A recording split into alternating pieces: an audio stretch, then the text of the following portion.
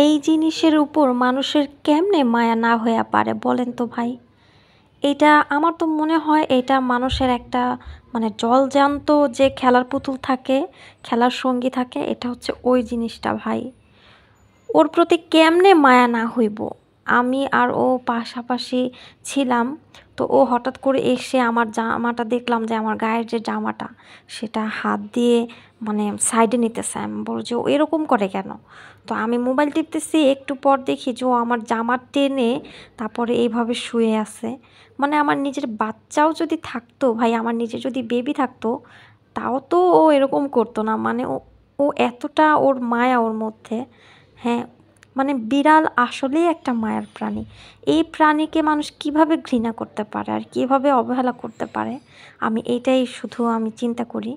দেখেন কত কিউট করে ঘুমায় ও। ও তো মাঝের মধ্যে এরকমভাবে ঘুমায়, আমার মনে হয় যে ও মনে হয় নাই, ও মনে হয় মারা গেছে, এরকম লাগে। তো আমি মাঝে, মাঝে কি করি, ওর মানে ওর নিঃশ্বাস নিচ্ছে কিনা এটা দেখি। যে ওর নিঃশ্বাস চলতেছে কিনা। দেখেন হাতটা কিরকম ভাঁজ করে রেখে ঘুমাইছে আমার পুচকুনিটা। তো এটা আমি একটু ঠিক করে দিলাম।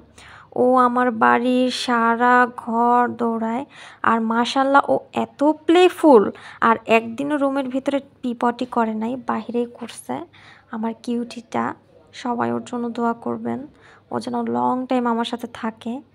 আমি ওকে আদর করতেছি তারপর ওর ঘুম ভাঙতেছে না। ও এখন গভীর ঘুমে আছে। আর ও আমার শরীরের উপরে অনেক আরাম করে ঘুমায়।